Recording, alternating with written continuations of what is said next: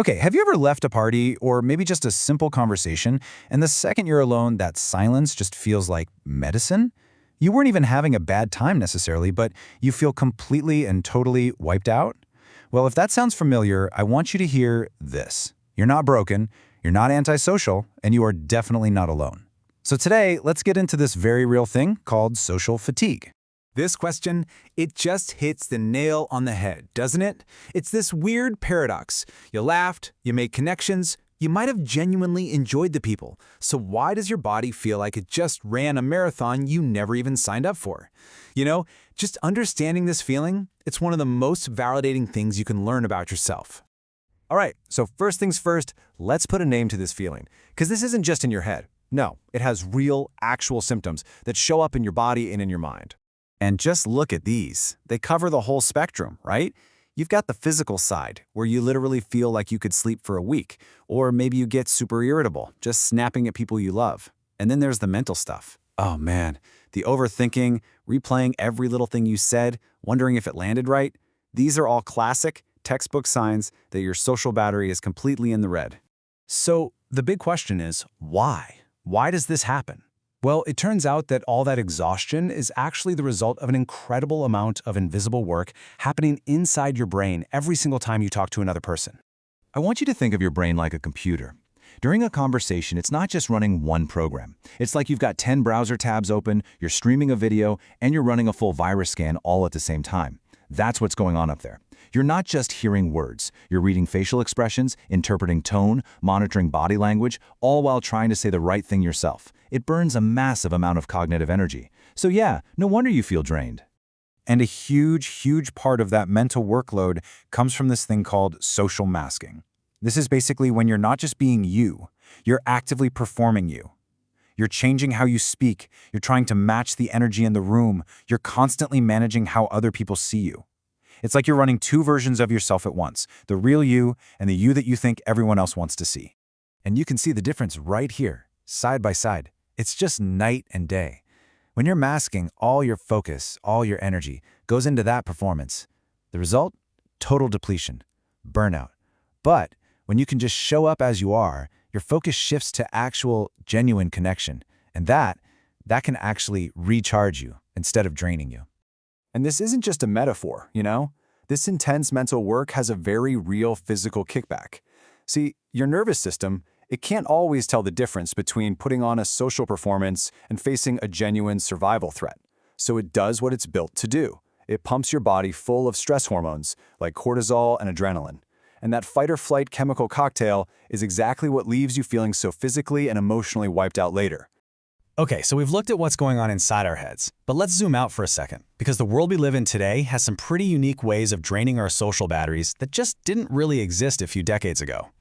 And a really key idea here is something called third spaces. So your first space is home. Your second space is work or school. Third spaces are all those other spots, the informal, relaxed places where you can just be and build community without trying too hard. And here's the problem. These places are disappearing. Think about it. Malls, local shops, arcades, community centers. These are the places you could go for low stakes, often free, social interaction. Without them, it feels like every social event has to be this big, planned, high-effort thing. And that robs us of those easy, casual, replenishing connections that our brains are actually wired for. Now, at the same time, we've replaced a lot of those real-life connections with online ones. And look, technology is amazing for staying in touch, but it often depletes us without giving back in the same way. An hour scrolling social media isn't rest. It's an hour of your brain processing an absolute fire hose of social cues and constantly managing your online impression. It just drains the battery, often without the reward of a real, fulfilling connection. So that's the what and the why. And it can feel a little heavy. I get it. But the good news is you are not powerless here. You can absolutely learn to manage your social battery. So let's get into some practical ways you can start protecting your energy. This 3-step framework is a really great place to start. First, step 1, identify. Get really honest about what and who drains you. Is it big, loud parties? Is it a specific person? Just know your triggers. Second, step 2, protect. This means giving yourself permission to say no. And if you do have to go to something draining, build in quiet recovery time before and after. And finally, step 3, choose. Go for quality over quantity. One deep, meaningful conversation is often so much more fulfilling and way less draining than hours of small talk. And this is a permission slip that I think we all need to hear sometimes. Needing space isn't a rejection of someone. It's not a comment on your relationships. It is simply how you recharge your own battery. It is 100% okay to love your friends and still want to go home early. And hey, if you feel yourself getting drained in the moment, there are some quick resets you can try. Just step away for 5 minutes of total silence. Take a few deep, slow breaths. That simple action can actually help calm your nervous system right down. Or, here's a good one, if you can, choose an audio call instead of a video call. It dramatically reduces that cognitive load we were talking about. Okay, so this brings us to what might be the most important takeaway from all of this. We have to completely reframe how we think about social fatigue. It's not a problem that you need to fix. Let's just be super clear about this. Feeling this way does not, under any circumstances, mean that you are weak or that something is wrong with you. In fact, it often means the exact opposite. It can mean you process the world deeply, that you notice things, you pick up on subtleties, you bring intention to how you interact with people. It means you're wired for depth, not just for breadth. This feeling of exhaustion, it's not a bug in your system. It's a feature. It's a signal.